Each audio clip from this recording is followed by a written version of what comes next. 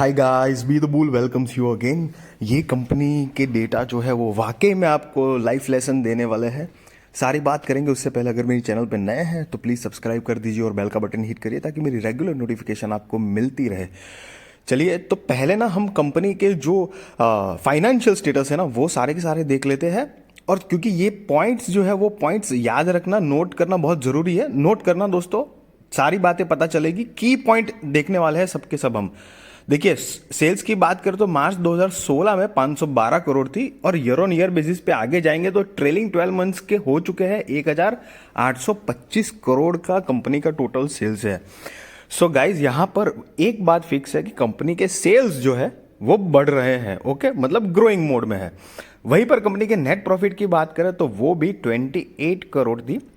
वो भी धीरे धीरे धीरे बढ़कर ट्रेलिंग 12 मंथ्स का 353 करोड़ रुपीस की सेल नेट प्रॉफिट है कंपनी की। बीच में जो दो माइनस में दिख रहा है आपको 46 लाख का, अरे 46 करोड़ का लॉस और 49 करोड़ का लॉस, लेकिन कंपनी ने कमबैक करके प्रॉफिट बहुत अच्छा दिखाया है। ग्रोइंग मोड में दिख रहा है ये भी। रिजर्व्स की बात करेंगे तो 5 साल पहले -250 करोड़ के आसपास के रिजर्व्स थे, जो अभी पॉजिटिव प्लस 1297 करोड़ की रिजर्व है कंपनी के पास ट्रेलिंग 12 मंथ्स का। याद रखना, मतलब माइनस था रिजर्व्स तो 5 साल में कंपनी ने इतना अच्छा प्रोग्रेस किया है कि रिजर्व्स भी प्लस में आ चुके हैं। कंपनी की लॉन्ग टर्म और शॉर्ट टर्म बोरोइंग देखेंगे तो वो भी लॉन्ग टर्म बोरोइंग 5 साल पहले 214 करोड़ थी, जो अभी हो चुकी है सिर्फ 4 करोड़ के आसपास की। और शॉर्ट टर्म बोरोइंग भी 26 करोड़ थी, जो कम होकर 14 करोड़ हो चुकी है। तो अभी तक हम मतलब कंपनी के सेल्स कहो या नेट प्रॉफिट कहो या बोरोइंग्स कहो, कर्जा कहो, हर तरीके से कंपनी मतलब आउटस्टैंडिंग ही दिख रही है। टोटल असेट की बात करें तो टोटल असेट भी 790 करोड़ के आसपास था 5 साल पहले, जो अभी बढ़कर हो चुका है 1568 करोड़।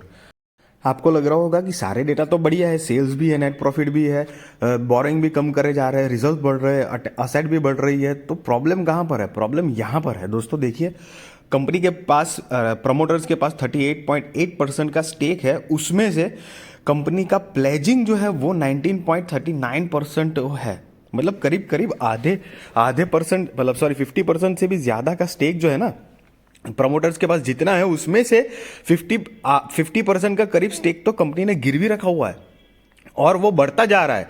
दिसंबर 2021 से देखेंगे तो प्रमोटर्स ने प्लेज रखी थी 13.45%, फिर बढ़ गई 14.86%, फिर बढ़ गई 15.74% और फिर बढ़ गई 19.39%। अब प्रॉब्लमेटिक बात यह है कि कंपनी जब रेवेन्यू जनरेट कर रही है, नेट प्रॉफिट है, रिजर्व्स बढ़ रहे हैं, असेट बढ़ रहे हैं, बोरिंग भी कम कर रही है, तो लगातार लेकिन प्लेजिंग पे रखने की जरूरत क्या है? इसीलिए दोस्तों, जब भी आप चेक करिए तो ये की पॉइंट याद रखना, हर एक रिक्वायर्ड फाइनेंशियल स्टेटस जो होता है ना इंपॉर्टेंट, वो सारे चेक करने चाहिए। अगर बाई चांस मानो गलती से आपने ये अभी इसी कंपनी की बात कर लो, इसी के शेयर की बात कर लो, ये शेयर के अंदर अगर आपने इन्वेस्टमेंट करना होता, अगर मानो बाई चांस आप भूल जाते गलती से, तो और प्रमोटर की ये स्टेक बिना देखे कर लेते, तो आप इसमें पछता सकते हो। और इसमें सॉलिड बात क्या है पता है? एफआईएस तो दिख रहा है आपको 10%, डीआईएस भी 20% से ऊपर की उनकी होल्डिंग है, और नोमुरा करके एक अच्छी रेटिंग एजेंसी है, उसका भी इसके अंदर मतलब स्टेक है, और दूसरी कई सारी एसेट मैनेजमेंट मतलब म्यूचुअल फंड्स का भी स्टेक है।